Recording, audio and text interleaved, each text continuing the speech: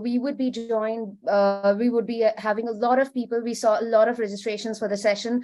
And I can see the participants list keeps on increasing. So amazing to see all of you. And please keep posting all your questions in the chat box, all your thoughts, anything that you have in mind, and where you are joining from. We would love to know where you're joining from: India, US, UK, because our team is actually located in different parts of the world here today. Now, let me go ahead and we can actually start with our introduction. So today I've been joined by Micah. Micah? Hi, everybody. I'm Micah, and I am a software developer. I work a lot in Java.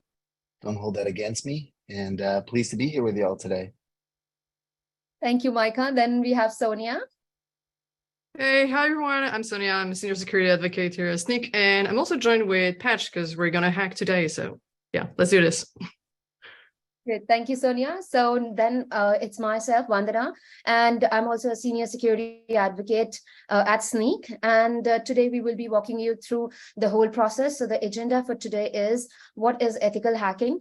Now, some of you would already know it, what is ethical hacking, but there are a few people who are pretty new to it. There are students who are joining us from different parts of the world because we saw the registration. We had a lot of students also joining us. So please forgive us if it's something which you already know, but I'm sure that you would have some resources which you want to share. So please keep sharing your questions, resources, anything you have. And please also maintain the decorum as well. We would want to be respectful of everyone here. We will also do the live hacking using the chat apps that we have and the To-Do app, which will be done by us. And then what is next? What are the new sessions and what the resources? Because we don't want to leave you hanging in there with just ethical hacking workshop. And please keep posting your questions in the chat box and we will take it.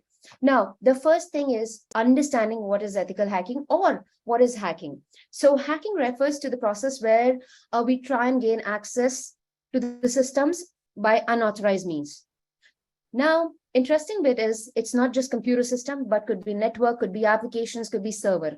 And it can take various forms, including exploiting software vulnerabilities, stealing passwords, or using social engineering techniques to trick people into divulging into sharing sensitive information. For example, now I know I have Sonia and Patch with me, and we are friends. So I will share a link with Sonia, and Sonia clicks on it and start sharing her details with me.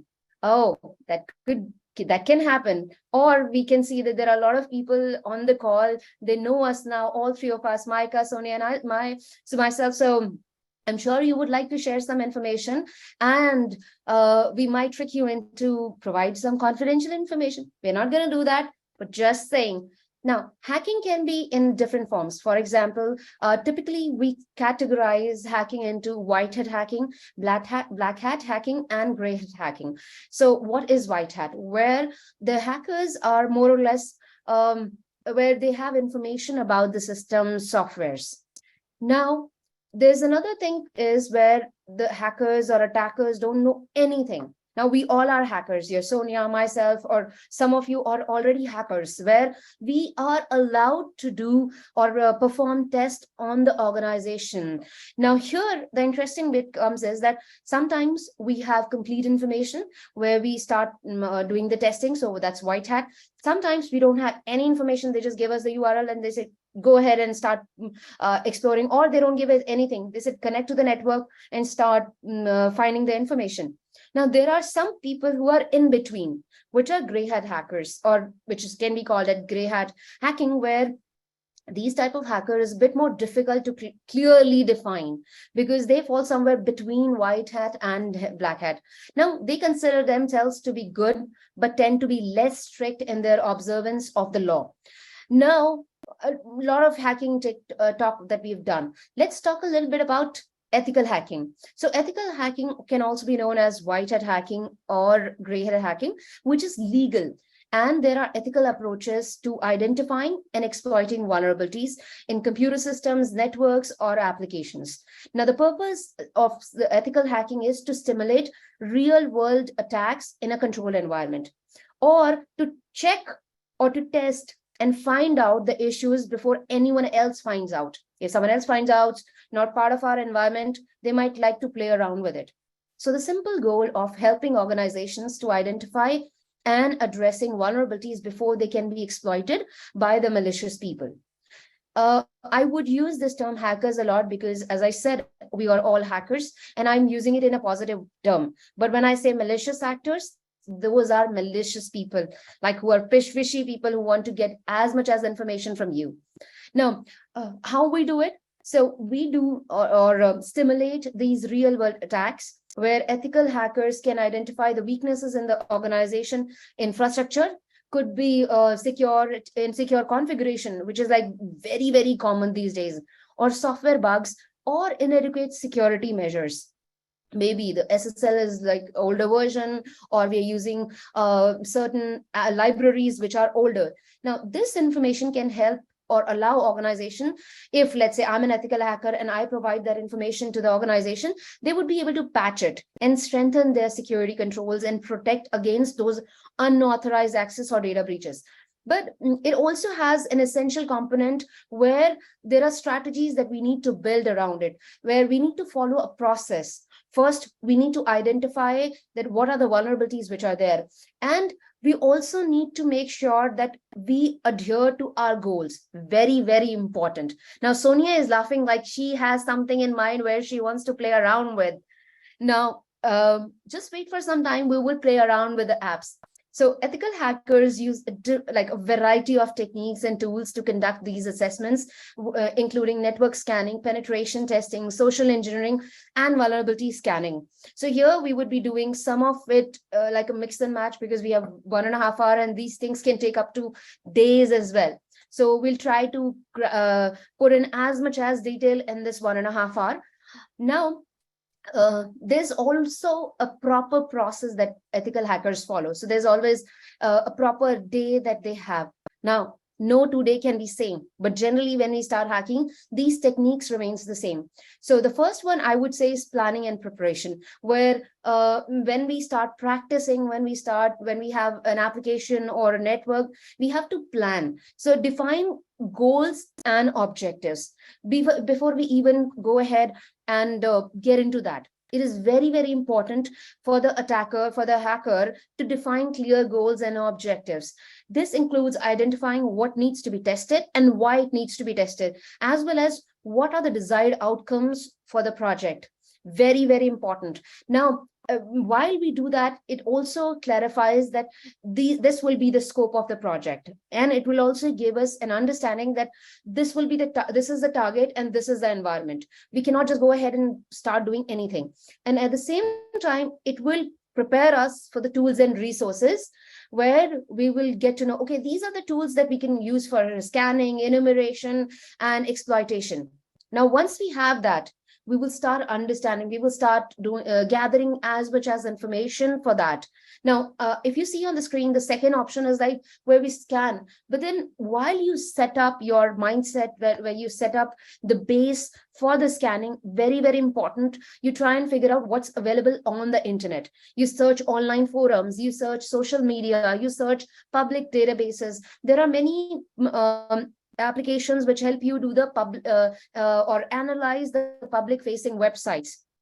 Now, why do we do that? Why do we do reconnaissance? So the name is reconnaissance here. This helps the ethical hackers understand the target better. I have seen cases where just by Google Docking or just by scraping the internet, we were able to find some confidential documents which should not be going anywhere. Now they are there on the internet. So this actually gives us a wider picture, and we can gather more and more information. Now, when we come to the environment scanning or enumeration, we can now, earlier we've done the passive reconnaissance, just finding out information, doing the check on the social media. Now here we do the active reconnaissance, where we try and probe the target system or network in order to gather the information about potential vulnerabilities and attack vectors. This could include techniques like vulnerability scanning, or we can use specialized tool to target the software and operating system. We try and identify open ports, services, vulnerabilities. And at the same time, when we try and find that, we also try and map the network and identify assets.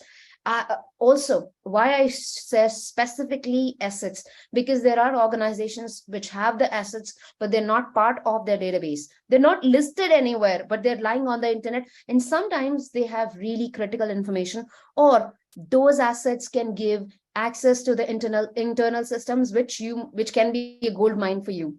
So very, very important to map out, scan, and enumerate. Now, once we have done that, once we have mapped everything, once we have a list of assets that we're doing, we've done passive and active reconnaissance and done everything, then comes our favorite part where we talk about exploitation. Now here, we try and exploit the vulnerabilities, but important to note, you cannot exploit any vulnerability without approval. So when you define the scope, when you get the application, make sure you have a proper approval where you can exploit it. Or what will happen? You're testing it, you're exploiting the vulnerability, and website goes down or servers goes down. What will happen? They will catch hold of your neck.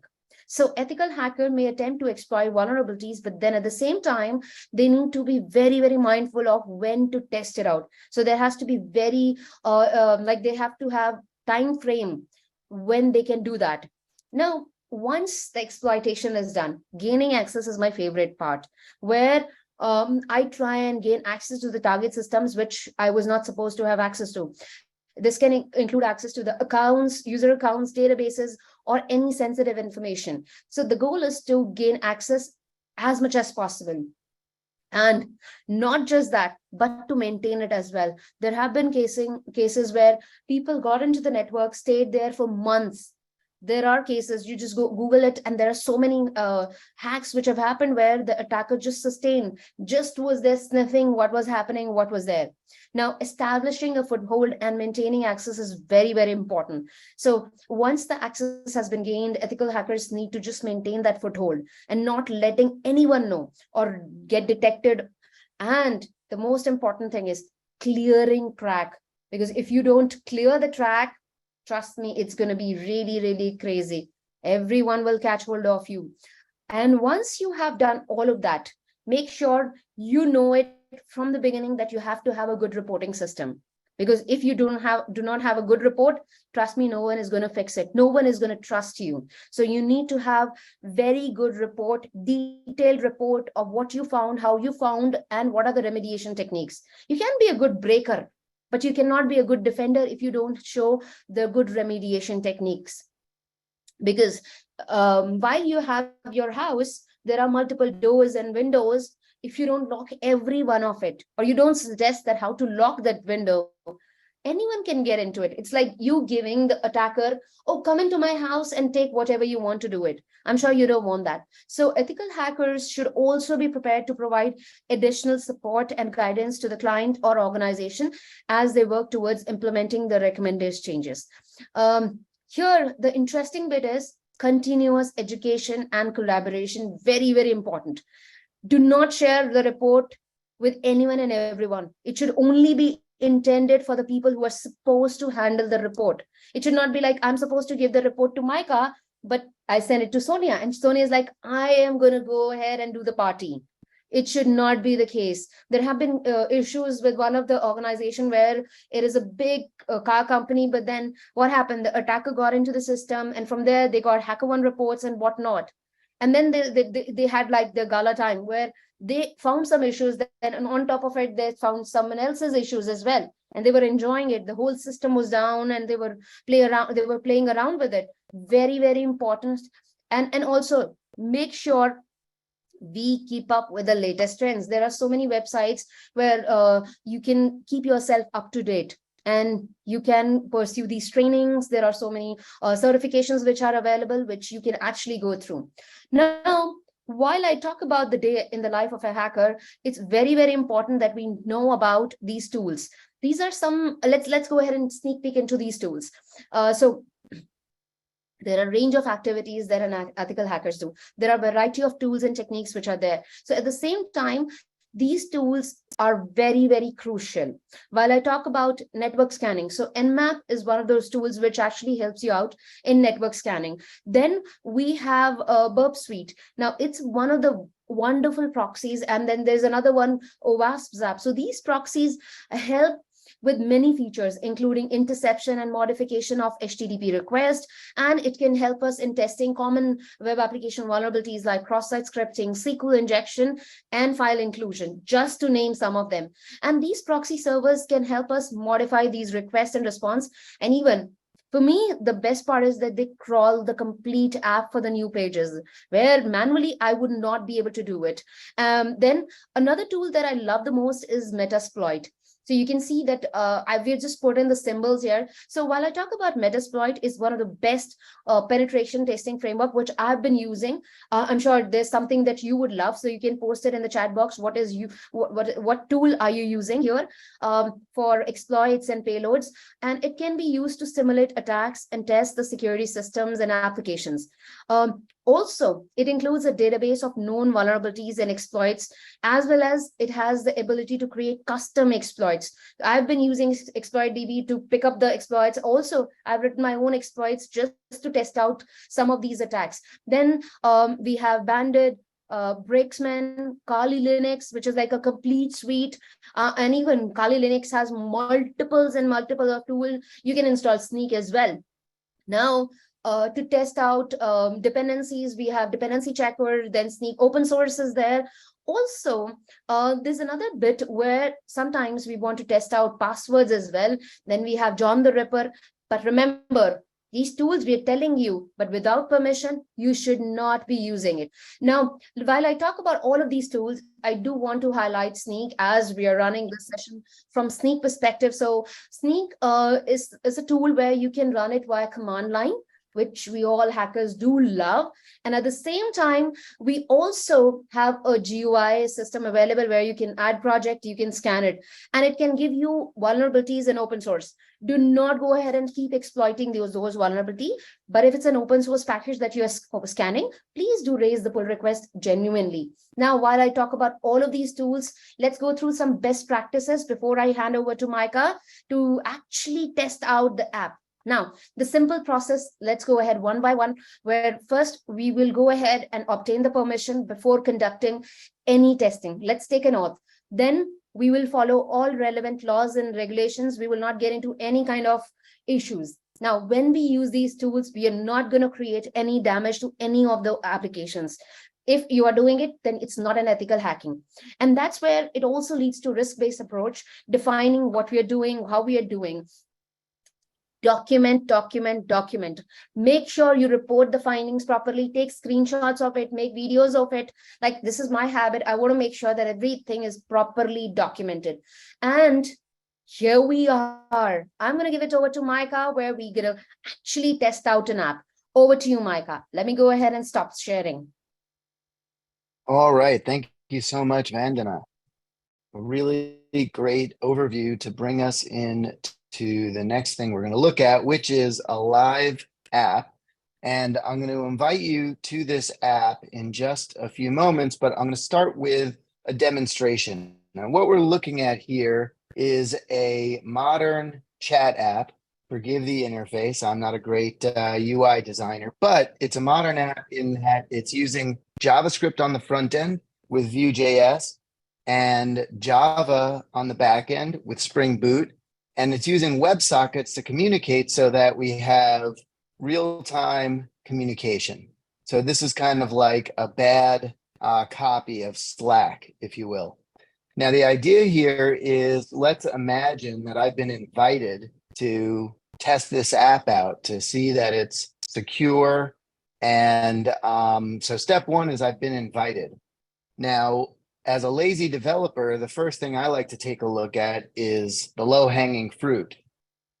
Maybe I can get away with just a classic cross-site scripting injection right out of the gate, and there'll be a vulnerability in this app. And what we can see, the good news from a security perspective, is that there's some level of sanitization. It didn't interpret what I entered as a script tag. Instead, it just spit it back out in plain text for everybody to see.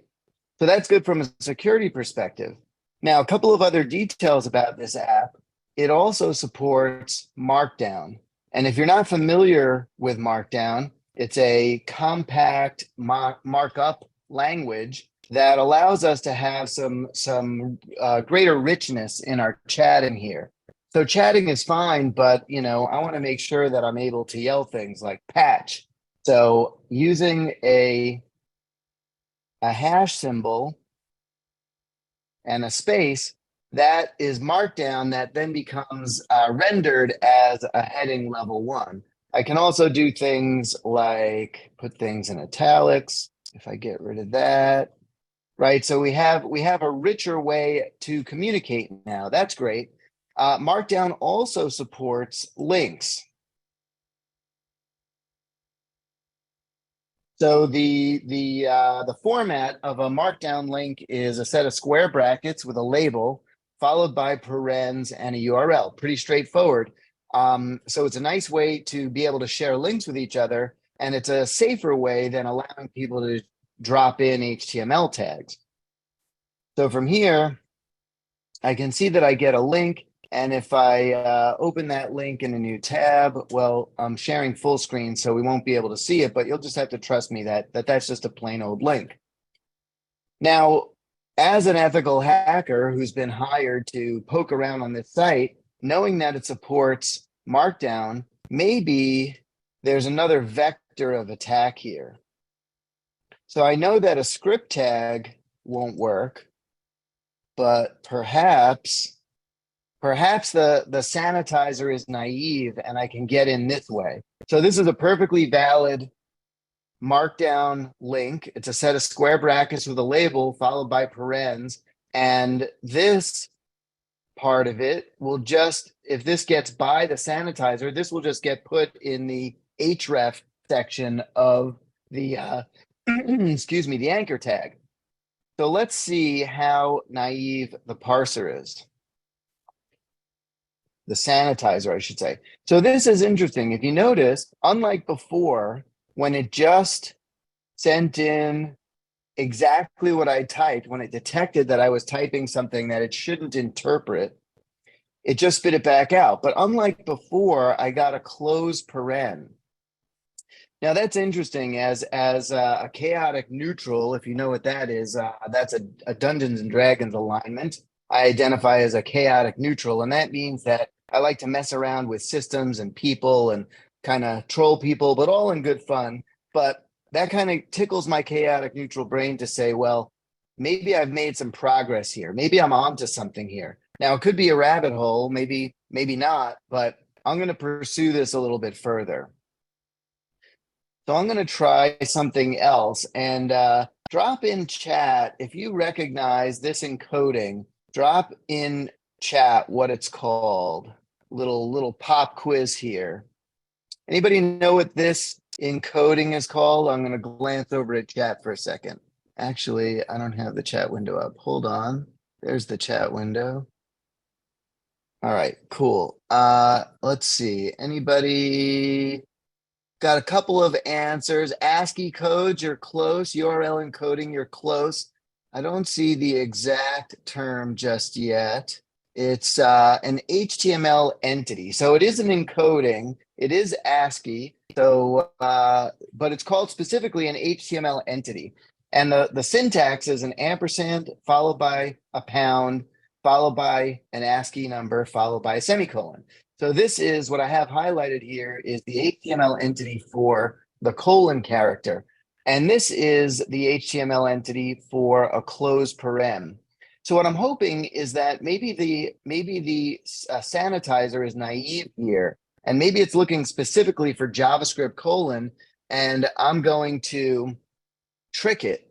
If this sneaks past the sanitizer, your browser will convert this into a colon, and then maybe this will engage the JavaScript engine. And just in case the sanitizer is matching parens, I put in the HTML entity for a closed paren here. So it won't be able to match parens to detect that I'm trying to inject code. That's my working theory anyway. So let me try this one and let's see what we get. Well, now if you notice, nothing came through at all. So I either broke the sanitizer or it gave up. It has no idea how to render what I typed. So that makes me think that I'm continuing to make progress. Now, in just a moment, I'm going to show you the punchline here. I'm going to show you an attack that will work, and then we'll get into the code and kind of see how we got to this place. But I want to invite you now to join the chat here, and I have the link up on this slide, and we'll drop it into chat in just a moment. And just in case we overwhelm the server, I did a lot of testing, but I do have a local instance running, so hopefully we won't. But please feel free to join the chat, and I'm inviting you to hack around in here. I'm inviting you to try and see if you can inject some JavaScript. And join me over here in the main room. As I said, this is kind of a bad Slack, so you can create your own channels. But where I'm focused on is in the main room, and a lot of chat flying by, which is awesome. It's going to make it a little challenging for me to show you the next examples, but I love it. This is chaos, and I embrace it. So this is for sure the most people we've ever had connected to this app. So so far it looks like it's not falling over. That's great. All right, not me tempting the demo monster or anything. All right, so what I'm going to do, oh, do we break it? Nice. I'll be so proud of you all if you break it. Oh, nice. Somebody put in a giant load of text. That's so great. So I'm glad that you all joined. Let's see how many rooms we have. We have like 56 rooms now, and the chat's blowing up. I'm going to go and create another room. So I can show you the next example here. Did it actually create it though, is the question. I'll move on to my local version if I can't get to my room here. Let's try the chat room patch. All right, we got a few people in here. Okay, so back at the ranch. This is what I put in before that ended up showing us nothing. Right, so I think I broke the sanitizer, or I did something where I couldn't figure it out. Now I'm going to show you an example that is going to work. I may have to jump to another channel now that you're all in here, but that's okay. I love the chaos. Keep it coming.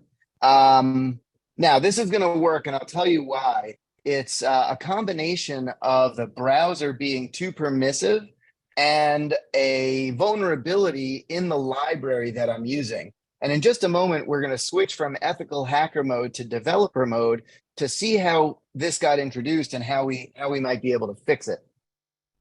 So why does this work? Well, if you notice, ampersand pound 58, that is no longer a valid HTML entity because it's missing the semicolon. And if you work with a strongly typed language like Java, like I do, if you just leave off a random semicolon, the compiler is going to complain to you.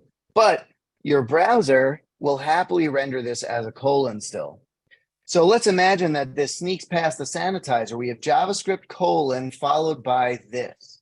This is a keyword in JavaScript. It's often misunderstood, but it's perfectly syntactically correct, and it ends up being a no-op. Then we have a semicolon, the statement separator in JavaScript. That works perfectly fine. Then we have alert one, and then we have our close paren. That's our insurance, just in case it's the sanitizer is trying to match parens or something. Now I did see a number of links go by. Here's sneaky. Let's see. Oh, too late. All right, jump into another room. Catch me if you can. Maybe I'm jumping to another room. Let's see. Let's try this one. That's a good room. Oh, I think there we go. Astro. All right, cool. So if you notice, haha, I can't keep up with y'all. When I click the link, I now get the pop-up. Let me get rid of this alert here. So I now get the pop-up. And you might be inclined to say, so first of all, success. I've now injected JavaScript into this app.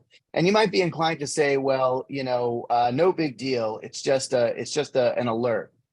Well, we can craft some more sophisticated payloads. And I'm going to go over here to my cheat sheet and copy a more sophisticated payload. And what I want to draw your attention to is I'm now using 438 out of 500 available characters. And when I send the message, all that I end up getting here is this thing called Totally Safe link. And I want to invite you to click on that Totally Safe link. Now, ordinarily, people that know me wouldn't click on links that I invite them to click on. But in this case, if you click on the link, what you'll see are messages like the ones that are flying by right now. And what are these messages? Well, this is, in this case, Ender's cookie that came from his browser. Now, it's only scoped to this app, so we're not leaking, we're not really leaking important data. But the point is, I was able to trick Ender into disclosing a cookie from his browser that this app ordinarily shouldn't have access to. So a lot of hacking is getting a foot in the door and then doing something more sophisticated like we just showed. So if I take a look here, I'll show you real quick. I also have a super secret cookie and it's got a unique ID. And when I click on that link, it'll disclose that cookie to the general chat. That's really bad. All right, so let's take a quick look now at how we got to this place. Thank you for playing our game and nearly breaking the chat, but it looks like it held up. Well done. Here's the source code. Now, what we're looking at here is IntelliJ. In case you're not familiar with it, it's an IDE that I use pretty regularly. And there's a couple of things I want to draw your attention to before I jump into the app. First of all, this is fairly sophisticated modern app. It's got multiple modules. It supports JavaScript and Java. It uses WebSocket behind the scenes. There are multiple frameworks involved. There's Vue.js, there's Spring Boot. But let's focus in on the JavaScript code for a sec. And if you look here, I'll show you how I was trying to be a responsible developer. Now, as an ethical hacker, you're not always going to have access to the source code, but this application is an open source application. It's available. We'll include that in the resources that we send out to you all later. We have it available publicly so that it can be used as a demonstration tool and a tool to help with security. But as an ethical hacker, when you do get access to the source code and you do discover an issue, you might find it interesting to figure out where that issue came from and provide more information to who's ever hired you. Documentation is such a big part of ethical hacking that it's important that you give feedback in whatever way you can. So if we look at the code here I was trying to be a responsible developer. So I want to support Markdown in the application, as I showed you, but I don't want to build it from scratch. That would not be responsible because there's a dozen or more Markdown libraries out there for JavaScript that are going to make my life as a developer easier. So in 3 lines of code, here's the first line where I import it. Here's the second line where I set some options, including turning the sanitizer on because I read the documentation. And here's the third line. Any message that comes in over a WebSocket, I'm going to pass into the marked function so that if it does contain Markdown, I can properly render it. So from a development perspective, this is a big win because in 3 lines of code, I added this great new rich functionality in my application. But we did see that from a security perspective, it's pretty bad. There's a pretty significant vulnerability. So what I'm going to show you is an extension in the IDE that Snyk provides. And this extension will scan and analyze this code. And it's going to analyze my custom code, which is found a vulnerability in the code that I hand wrote. It's also currently analyzing all the open source dependencies, including the JavaScript and the Java. And we'll give that just a moment. We've tempted the demo monster a lot today, but let's see if we can get that through. And if it doesn't, I'll show you in a different context. There we go. So here it's given me actionable feedback on both the Java side of the world and the JavaScript side of the world. And if we take a look in particular, it's unhappy or it's found a lot of vulnerabilities related to this Markdown library. If I click on any one of these, I can see specific information about the vulnerability with links to CVEs and all kinds of great information.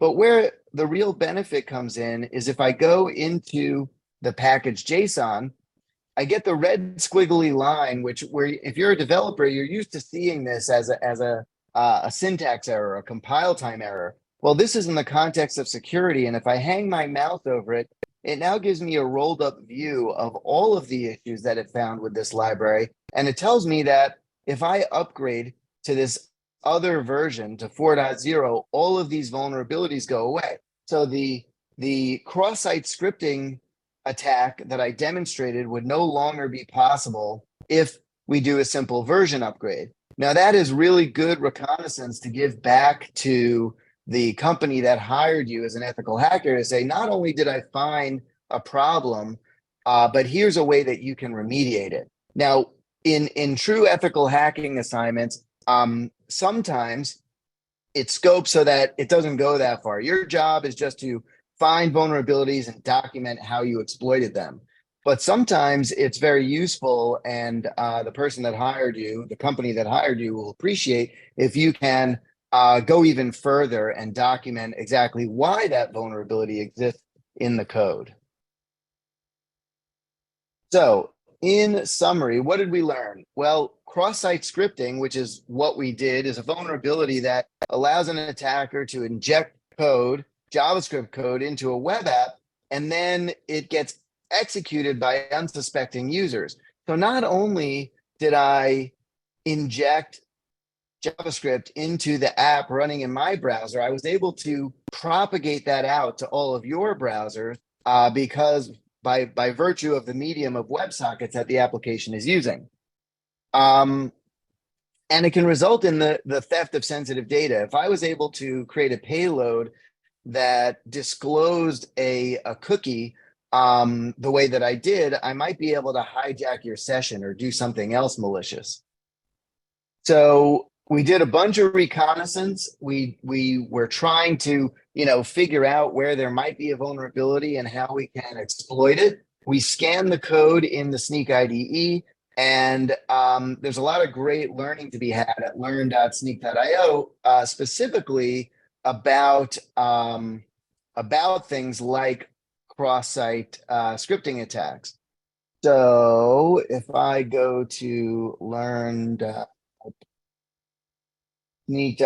you'll see that we have all of these different tracks, and a bunch of them you can do search for specific things like XSS, cross-site scripting, and you'll get all kinds of different tracks that you can take, and it can be in different languages. So cross-site scripting, we usually think of in the context of JavaScript and web apps, but you can have cross-site scripting attacks in C# and C++ and Java, Go, etc. Okay, so whoops, that's not where I wanted to go too much. There we go. Here we go. Okay, so awesome. Next, I'm going to turn it over to the great and good Sonia with Patch, and we're going to look at our next app to hack, which is the To-Do app. Take it away, Sonia. Thanks, Micah. Just checking you can see my screen. Yeah, cool. Okay, so now we're going to move on to the second section, which is we're going to try to hack a To-Do app. So we're going to be using the repo, which is called, let me show you this one. So this will be the Patch To-Do app. So you're free to actually git clone this one and install it and set it up on your machine. And this is what it looks like. So you're a pen tester or ethical hacker. The good news is you've been tasked by Patch Corporation to actually test this application. So you can see this is to-do list. So let's try with this one, something like, I don't know, walk patch. Let's try here. So it's the usual, yeah, patch. Everyone shouts patch on the chat. So it's the usual to-do list that you can see. You can add items and you can delete them. So here I'm going to ask you, so here you're welcome with this this application on the browser. Where should I look first if I want to tamper with this application? If I want to look for some entry points. Any ideas at the audience? Seeing some XSS, what F12, okay. Search bar, yeah, file upload, yeah, that's a good one. Right click, inspect. Yeah, let's have a look and let's inspect what we have here. So looking at here, oh, that's interesting. There's actually a little bit of path here with public. Let's try with the slash public. What do we have here? Oh, if I can type correctly, actually. Cool. So I'm just going to zoom in so you can all see. So we do have potentially access to some static files here. So we can have, we can see the CSS files. Okay, nothing really too offensive on this application. We can see some ga.js files, the robots.txt. Okay, this is nothing fancy here, I'd say. Any ideas how I could go through and look for other files?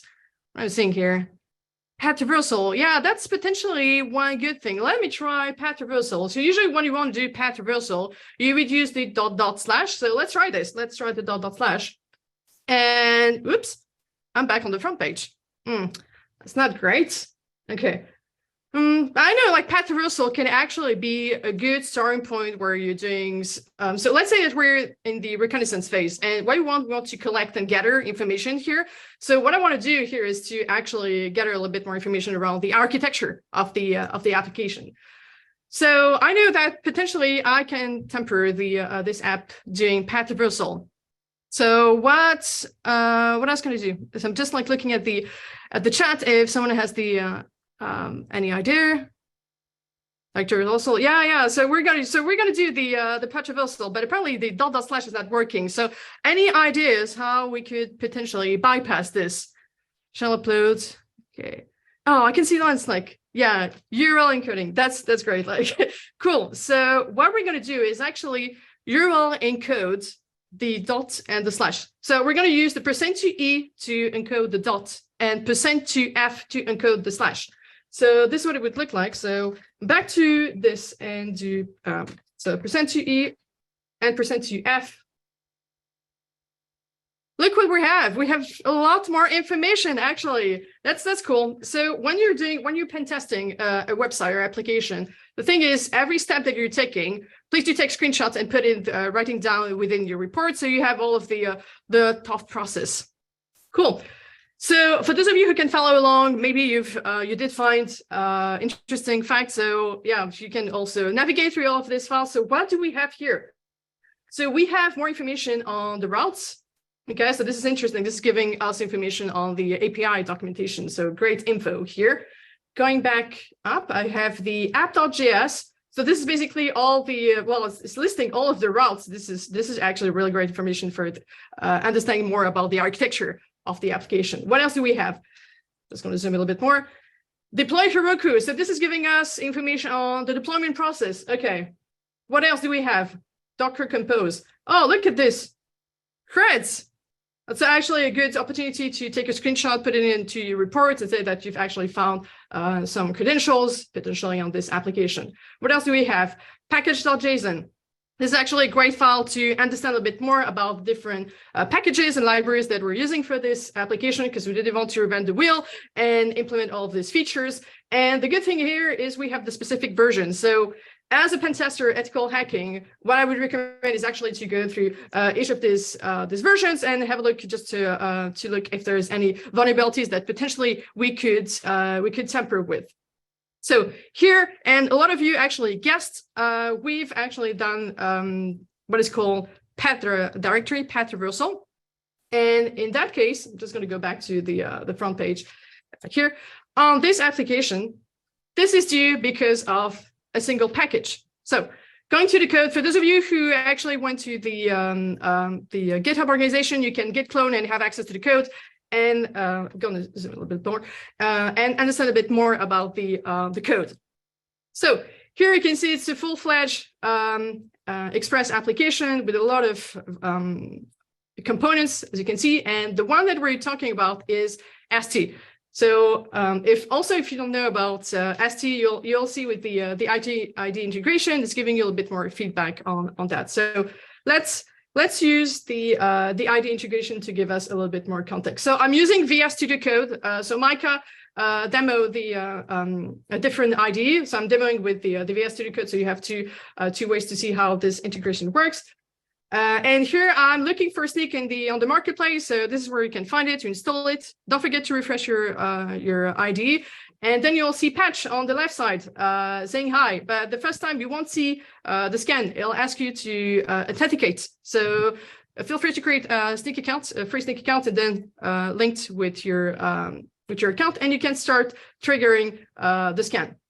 So here you can see that what Patch did is actually going through the package JSON, scanning all of the components, and letting us know if there's any vulnerabilities within those packages.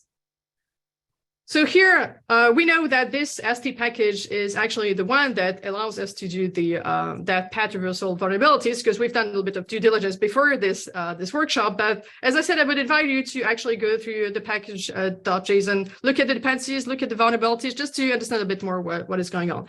But here, let's have a look at the ST package vulnerabilities. Just gonna do another scan. I can go here, or I can, yeah, I'm just going to close this. I can actually like hover over this one, because you can see there's like two vulnerabilities. I'm going to click on the yellow light bulb, show the most severe one, and look at this.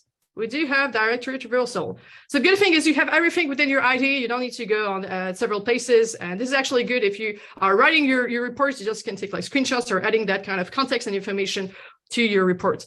So this is giving you information around, just going to zoom a little bit more, maybe not too much, on the component that actually introduced that specific vulnerability, how you can fix it, because when we actually report it, the important thing is also to report around the remediation, how to fix that one. That's important. So the good news is it's actually fixed. And also the good news is there's a proof of concept, which is also good information that you can put within your report. So here we have a little bit more context around the versions prior to this one didn't properly prevent path reversal. So the literal dots in the path were resolved out, but the real encoded dots were not. So we have a request like the one that I've done, but I haven't done through the Etsy password, because it could actually reveal sensitive info on live. I didn't want to do so, but you can imagine how this would go. Pretty bad for the company that's actually having this kind of vulnerability, where you could actually link sensitive files and data from the server. So as that specific version, any .. in the request path will be replaced with the slash, and that's why it's not working anymore. But for those of you who doesn't understand the directory traversal attack, so basically it is aimed to access files and directories that are stored outside of the intended folder. So there's like files and directories that we're not supposed to see when you're actually hosting your application on the server. So by manipulating the files with the .. sequences and variation, and in our case, we've been using the %2e and %2f, it may be possible actually to access those files and directories stored on the file system. And this would include application source code that will allow us to understand a bit more about the whole application, deployment process, and other configurations, and other critical system files, including the Etsy password as well, credentials. And this leads to information disclosure. So you have all of this good information here on your IDE. You don't need to look at other place to create your reports. And also, if you want to put a little bit of remediation, this is a remediation, upgrade to version 0.2.5 or greater. Cool. Also, you could potentially use, you could use also the Snyk Web UI also, where you could actually import from GitHub. So if you have a Snyk account, you can just import it, and it'll also let you know about the vulnerabilities. You can see here on the package.json there are quite a few vulnerabilities. But also what you can do is using Snyk Advisor. So let me try with ST package. So at the moment we're covering NPM, PyPI, Go, and Docker. So if you're not sure about a package, or you just want to have a little bit more information, go to Snyk Advisor, type the name of the package, and here you can see I did find the ST package, and which has pretty average health score. And here you can see different dimensions: security, popularity, maintenance, community. So this is also giving you a little bit more context to understand more what this package is about. But more importantly, actually, you can see all the versions. And if you have the specific version, you can also have a look at all of the vulnerabilities within that specific version. So for our case, if we're going back here, we have this version 0.2.4. So let me go back here and let's look for that specific version here.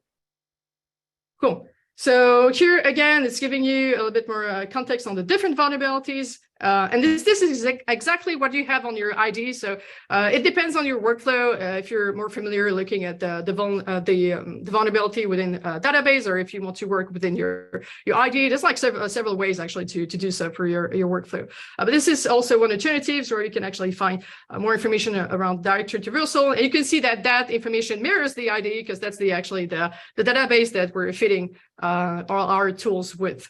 So you can find all of this information. But also you can find the information around CVSS and all this scoring that is also important if you want to feed that back within your report. So all great info for on that side. Just checking if there's like, is there a Snyk Learn lesson for this one? Just checking. Yes, there is. So if you're still a bit confused about this vulnerability, there's actually a Snyk Learn lesson, which, as Micah mentioned, this is a great place to learn a bit more about that security vulnerability. You don't need to have a Kali Linux installed on your machine. Everything is sandboxed within the browser, and you can actually test the payloads here, which is great. And at the end, you have a quiz. If you don't know where to start, we also have learning paths for that. We're covering OWASP Top 10, Snyk Top 10, and others. And for those of you, because I know I've seen the message that you want certificate, the good news is if you're doing learning paths, you will get certificate if you're doing the 10 lessons, and then you can share it through your social. Also, if you create an account, it will keep progress for learning, because if you think that's a little bit too much to digest, you can come back a later time. The good thing also, you have the recommended for you. This is like the Netflix for security, or is what's next in your learning. So yeah, this is Snyk Learn if you want to learn a bit more about security. But back to our applications. So first, we were in the reconnaissance phase, and what we've actually seen with the path traversal, we actually had a lot more information on the architecture of the application. So here we are assuming that we don't have access to the code. Like here, I do have an instance on my local machine. Here, I'm just like tampering with the application. So if I'm going back here, I actually have access to all the code, and it can take time to actually look at every files and understand a little bit more what is going on and find other entry points. So this is part of the reconnaissance phase where I need to understand a bit more about the application, find some potential entry points, some vulnerable components that I can exploit, and others. So that's what we've done phase one. So let's see if we can actually tamper with proper vulnerabilities that we've actually found. So here we're going to have a look at the routes, and I'm going to, just for the sake of visibility and prettifying, I'm just going to move on to the ID, but you can actually do the same if you want through just navigating through the websites. But here, what I'm going to look at is, so I'm on the app.js file, which is the entry point file for this application. And I'm just like browsing through this file, just having a look at the API, because this is usually what the endpoints this is usually what you're supposed to pen test, to test when you're actually tasked by a company. So that's a good starting point as well. And here, what I'm going to do is potentially actually test some of these endpoints. So here I'm going to test the chat endpoint. So you can see there's like a GET requests, a PUT request, and a delete request for this endpoint, which is interesting. So let's see if we can get more information around that specific endpoint. The good news is we do have more information because we have access to the code, because we've performed the path traversal. So having a look at the routes, and more specifically the index.js, this is what we have. A long file with all of the API and endpoints detailed here. So just browsing here, and it's actually giving you all the logic behind the to-do list applications, on how to add an item, how to delete it, and all of those. But what we're interested in actually is if we browse down completely at the bottom of this file, we can see actually some interesting information. So also advice, please do not leave comments when you push code to production, because here it's literally just giving it away. This is potentially something that the developers would fix it at a later time, but unfortunately, we're testing it. So cool, so let's ignore this comments for now. And oh, so yeah, just to cool, yeah, just is everyone following RK with the first bit with the reconnaissance phase? Now we're using the information that we've collected from the reconnaissance phase to find another entry point and potentially try to use it and create a payload. So here, what I'm doing here is looking at the chat endpoints and see if I can tamper with this specific endpoint. I am looking at the documentation with the API code here just to understand a bit more what is going on behind the scenes. So here we can see with the user, there's two types of users for this chat application. So first of all, let's have a look at the chat endpoint. What do we have? An empty array. Okay, so we can assume that this feature is still in construction. They're still building it, but actually I do have access here. Cool, so let's see. We have two types of users. We have a regular user using the name and password, and we do have an admin with the name, password, and they do have a can delete function. Yeah, because they're admins, so we can guess that they have the right permissions to actually delete messages. It makes sense, you're an admin. Cool, so what else do we have here? So we do have more information around the chat endpoint here, okay? So if you're not an admin, you'll get access denied if you're trying to do some, if you're trying to, for example, to delete messages, okay? The default message is this little emoji, okay? We do have this weird sign with .merge, and we have a message merge with the request body message. Okay, that's interesting. What is this one? So usually when you don't really know, it's like stick with was combined with the function, what you can check, and this is for the JavaScript example, go at the top of the file and see if you can actually see it. And here we can see that underscore is actually an instance for Lodash, the Lodash library. So the developers didn't want to reinvent the wheel, making complex functions, so they've decided to implement Lodash and use the utilities and function that Lodash includes. So this is what we have here with the Lodash.merge. Also, a good thing is if you don't understand what is going on, just go through the official documentation. So here, I'm going to the Lodash documentation, just type in merge, and just understand a little bit more what is this function is about. And you have like potentially an example, just to understand a little bit more around that. Cool. So here, so we've seen that it's merging the message with potentially the request body message, which we could potentially tamper with, and other things with the delete and message. Cool. Okay. So now let's try to tamper with this application.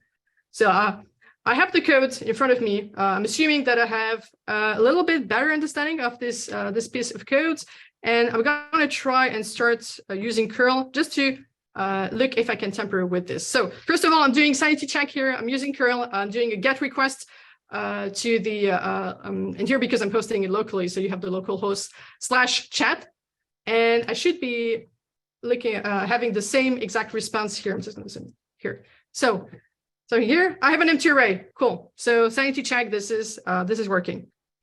Now let's try to create a message. So here I have a curl request with put. So here I'm trying to create a message, the same endpoint here with the content type of application JSON, and I'm creating a message as a regular user. So if I go back to the code here, you remember that we have two defined users. We have the regular user. So this is what you have here: name user and password. And the message is just the text hi. I'm just going to send this request and return back with a response of OK, true. And if I refresh the page, I'm actually getting the first message. So that's cool. Let's create another one and another one. Just trying to populate Cool. So we have message 1, 2, and 3. Okay, so this is as a regular user, I'm just creating messages. So the API is endpoint is working. So now let's try to delete the message as a regular user. I'm not supposed to do so because I'm a regular user, but let's try it. I'm just gonna clear this and use another. So here, what I'm doing is I'm still using curl. This time I'm using delete, the same endpoint with the localhost /chat, the same content type because I'm expecting a JSON response. And here what I want, so it's the same, the regular user with the name, user, and password. I'm targeting message ID number 1 because I want to try to delete the first message. I got access denied. And this is the expected behavior because if I go back to the code, just gonna out.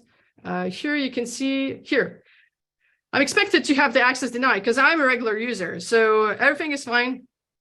This is the expected behavior.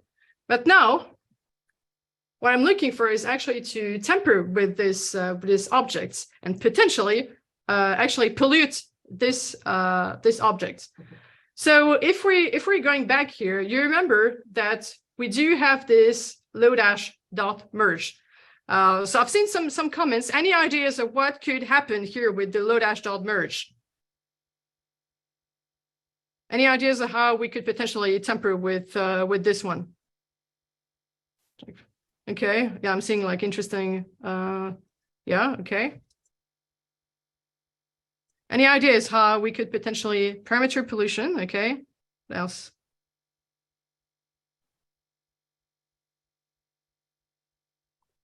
Assume admin rules. Okay, disapproves of, yeah. Cool. So we can assume that something is going on in this section of the code with the Lodash package. So what we could do is potentially ask patch if there's any vulnerability actually around Lodash. So what you could do is going back to, if you go back to the package.json, you could see there's like 8 vulnerabilities here. Cool. So let's have a look at the Lodash. We do have a lot here. And it's around, we have command injection. There's a lot around prototype pollution. Okay, so let's have a look. There's a lot of details here. What you could do is potentially when you're actually pen testing the application is going through each of these vulnerabilities and have a look if the POC makes sense or you can find it within the code. So I'm just looking if I can see something similar. This doesn't look like what we have. Let me see something else. Just scrolling and having a look. No, there's no POC here. No, there's no POC here. Let's have a look at other vulnerabilities that we have here. We do have another one, prototype pollution here. Okay, let's have a look at this one. Well, funnily enough, with that case, it wasn't critical, it was a medium. So going back to the code here, and let's see the POC. Cool. So here we have, it has been introduced by this specific version of Lodash. Good news is it's fixed with this one. Okay, great info that you can write down within your reports. And we do have a proof of concept, which will actually greatly help us here. So let's see the overview. So for those of you who don't know, there's a little bit more explanation around Lodash.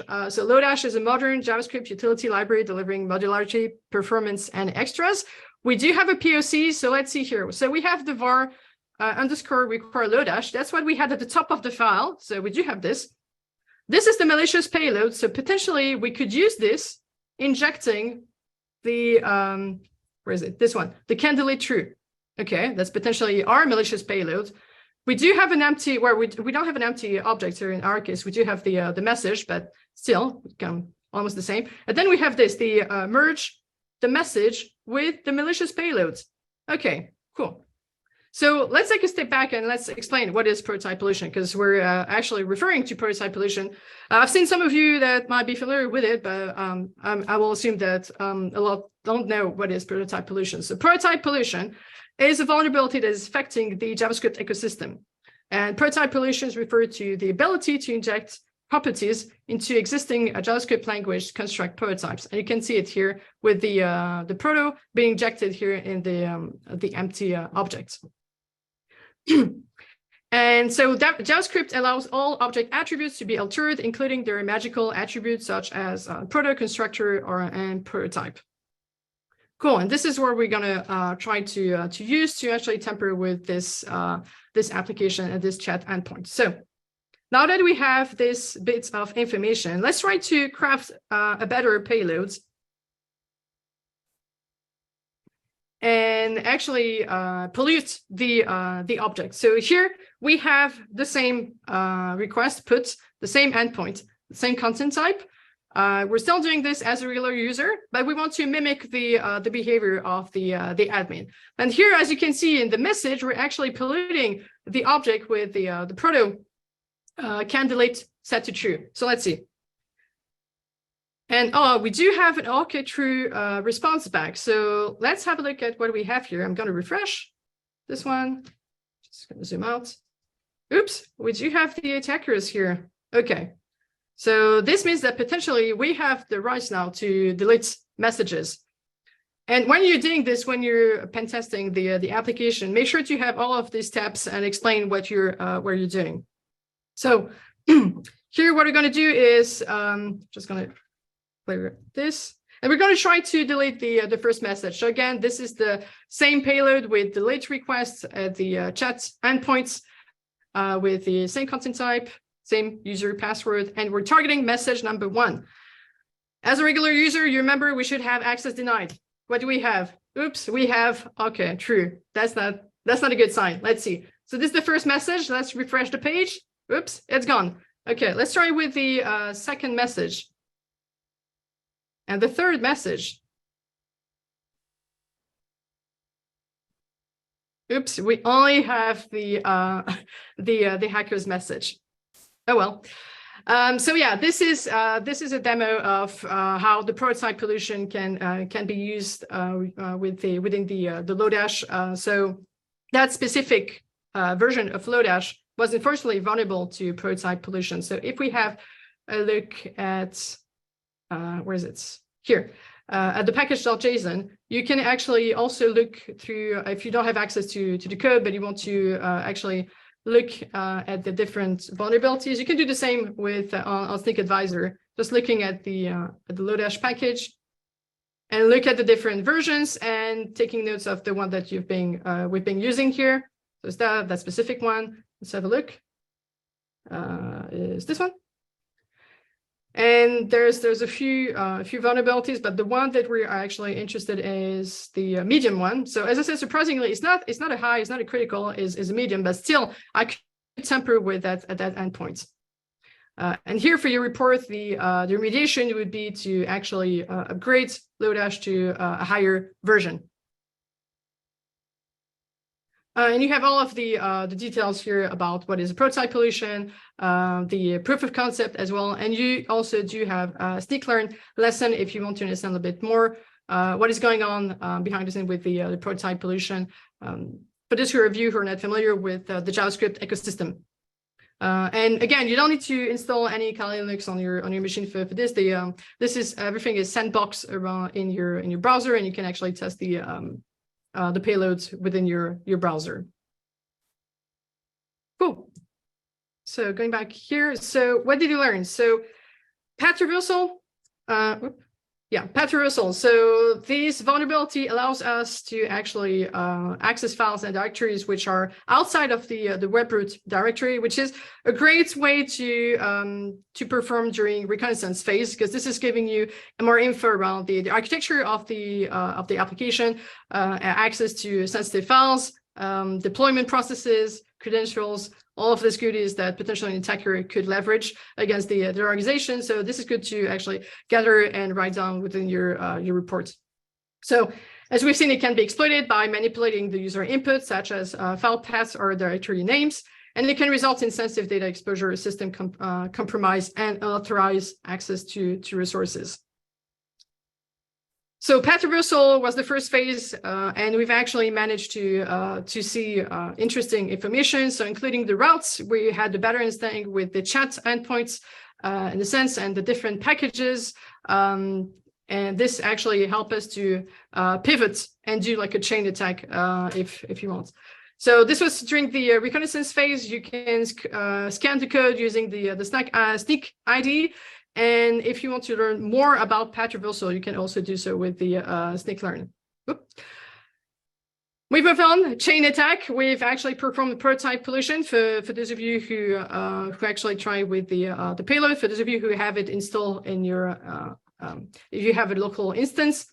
So prototype pollutions allows an attacker to modify the prototype of an object and affect all instances of that object. It is exploited by injecting malicious data into an application's inputs that is later used to update the prototype chain. In our case, we're able to inject the user candidly true within the regular user, which we shouldn't be able to do so, and we're able to delete comments. So it's like a great use case that you could also write down as within your reports. And ultimately, prototype pollution attacks can result in arbitrary code execution, DOS and unauthorized access to sensitive data. In our example, it was actually masquerading ourselves as admin user. So what did you learn? I hope we learned a bit more about prototype pollution. It's quite tricky for beginners because this is one vulnerability that's not well known in the JavaScript ecosystem. It's always interesting to know about that one, and also the trickiness that you can have around objects in JavaScript. This was more the exploitation phase because we were crafting a payload. We're trying different ways and trying to have a payload that allows us to actually use prototype pollution to masquerade ourselves as admin. We did scan the code with Snyk ID to actually reflect that within the Lodash package. And if you want to learn a little bit more about prototype pollution, Snyk-Learn is your friend. And with that, I'm going to hand it over to Vandana. Oh, great. Thank you so much, Sonia. Let me go ahead and share my screen. We have a lot of hackers on the screen today, a lot of discussions. I hope you're seeing the right screen and nobody is able to hack into my system.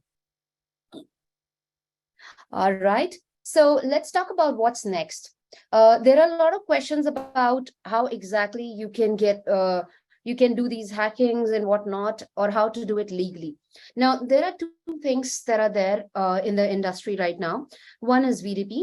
VDP stands for Vulnerability Disclosure Program, which is more of a proactive approach taken by the organizations to encourage the security researchers and the general public to responsibly report these vulnerabilities or the vulnerabilities that you discover in the products or systems.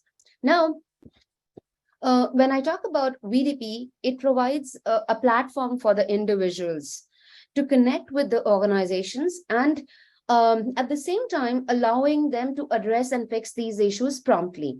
Now, let me give you an example of VDP, how it works. Let's say there's a company called Ethical Hacking, now, which develops a popular messaging app like we are messaging today, used by millions of people.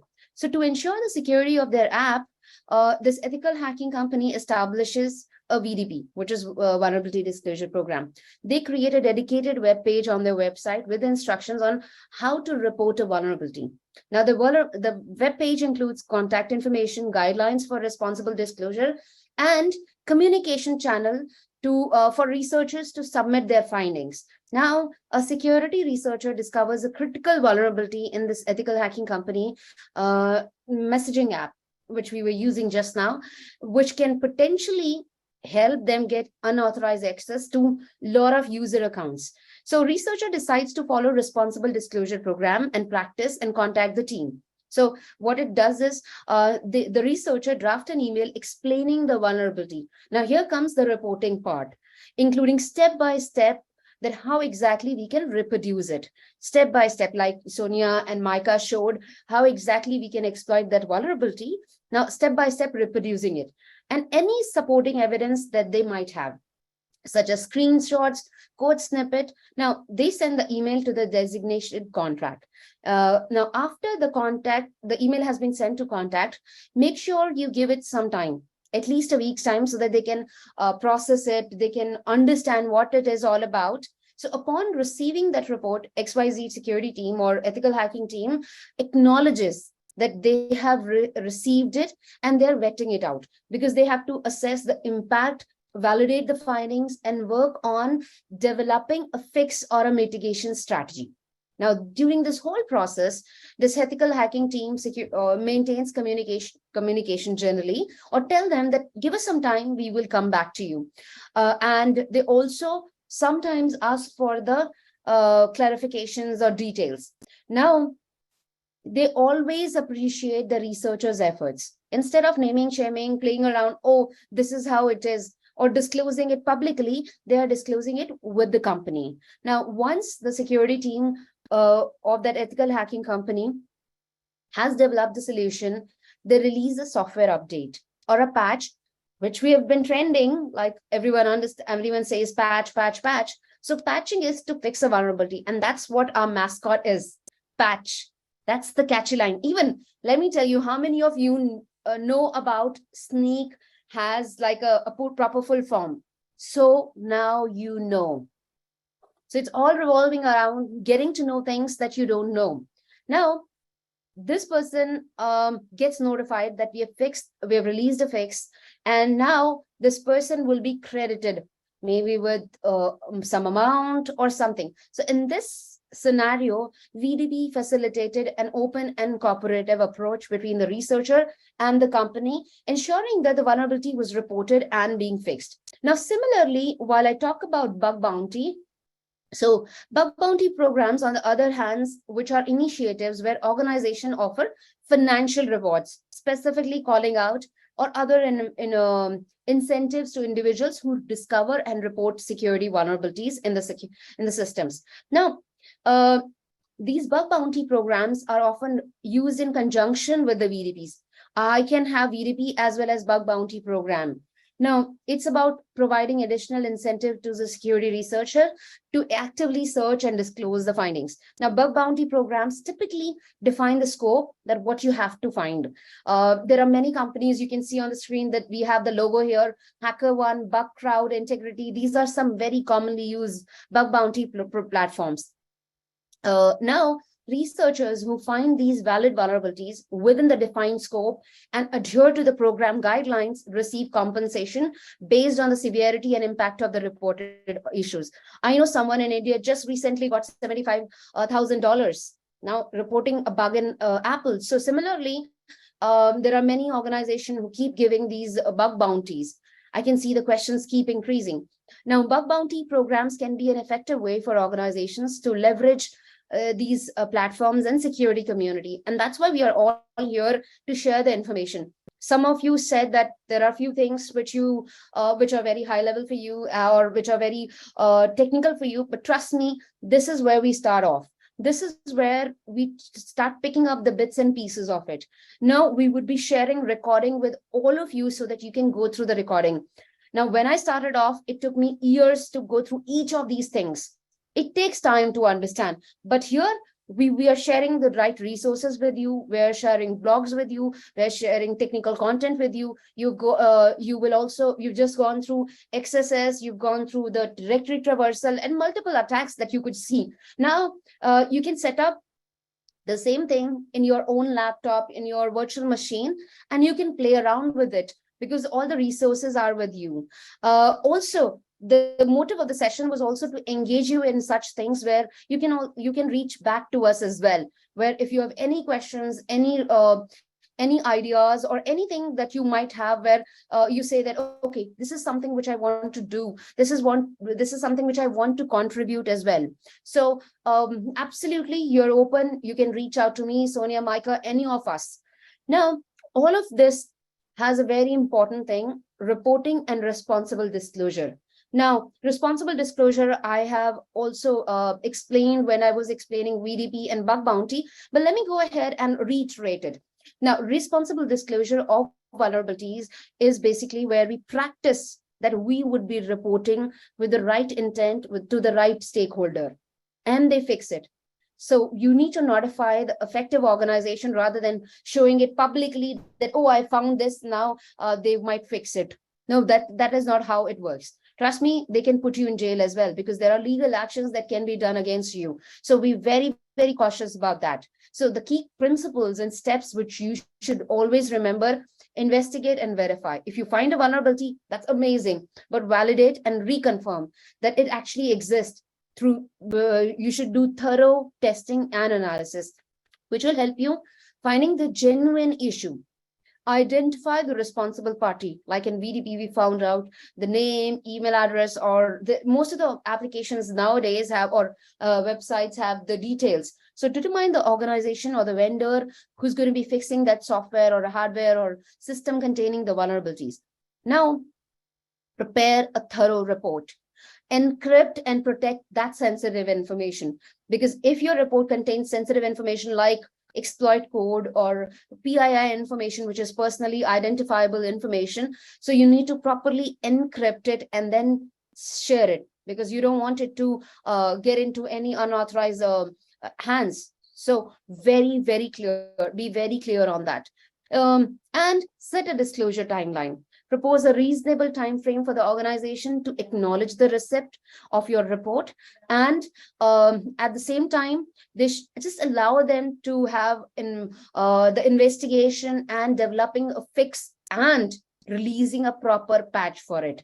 So you need to coordinate with the organization. Be very patient. These things take time. Sometimes they fix in 2 days. Sometimes they take a week as well. So you need to give them time to understand it. At the same time, keep the vulnerability confidential. Avoid disclosing it publicly. Be very, very cautious on that. Follow the disclosure guidelines. Acknowledge the fix once it's done. Do not keep just exploiting it, blurping it out. Now, while we've done that, let me share these resources. These are some of my favorite resources. If you want to get your hands dirty, try HackMe as one amazing resource, and Hack the Box boxes. Trust me, I totally love them. Also, OWASP was my favorite. So OWASP.org has use shop where you can set it up locally, local instance, and try exploiting these vulnerability. So this is a vulnerable app where you're trying it. Another thing is that we were sharing resources in the chat box where we wanted to share cheat sheets and whatnot. So Snyk has a lot of cheat sheets. Let me go ahead and share these resources with you. Snyk.io/resources, where in the chat box, you would get these resources. Also, let me go ahead and give you actually the demo for Snyk Learn. All right, so let me move it here. So Snyk Learn, which Sonia also showed, is one of my favorite platforms where you can see top 10 vulnerabilities, and there's like click-through apps. When you click on broken access control, like I was actually trying to understand it. So it's like a step-by-step process that how exactly it can be exploited, what are the exploit to use, how you can manipulate it. If you see that there's a proxy, which we have used here. So it's like step-by-step click-through, so that even if you are like beginner and you don't understand it, they'll explain each of the things. And with that, it does not stop here. There's a story. This is why it happened. What do you need to do to fix it?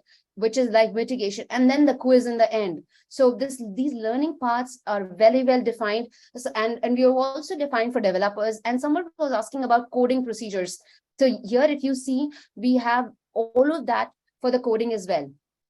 Now, while I come back, Snyk also has a YouTube channel where we do a lot of series. So Sonia and I did a series for OWASP Top 10, then we did it for VulnerDB, and there are many SMEs who keep coming on our show where we actually show them, okay, this is how things are done. And all these resources are free for you to use. There's no charge, because somebody was asking, are these free resources?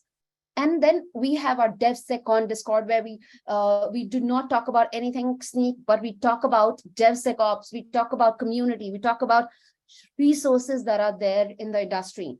So please keep sharing resources. And there are a lot of questions around the resources for the ethical hacking session. So what we did was, when we were planning this workshop, we thought, why don't we create a hub where you find everything that we are speaking about? So anything that we spoke about, me, Sonia, Micah, or anyone, or the resources that we shared are listed here. Snyk.io, ethical hacking resources. And there were a lot of questions around, oh, are there recording would be shared, or how it will be? We will be sharing each resource over the email. The recording would be shared. And I would say best is join the Discord community, where we would be able to communicate with you after the session as well. Now, the most important thing is that you keep asking questions wherein, okay, there's a question now. What about Sneak.io? Sneak.io has a free product, but yes, if you want to scan more and more projects, obviously there's like a commercial angle as well, where there's a business plan, there's an enterprise plan, but yes, it is a premium. So when I joined Sneak, even before I joined Sneak, I knew about Sneak because it was a freemium which was available. So all of you, if you've not joined Sneak.io, it's a free, just use your email address, that's it, and you would be able to sign in via a single sign-on or SS. So it is there. And I would say these resources are there for you to check out and to leverage them. So please go ahead and use them. My favorite one is Sneak Learn. So do definitely check that out. That's totally incredible, which is like click-through app. So thank you so much for ethically hacking and not sharing the confidential information. Some of you shared the email, but do not share it with anyone.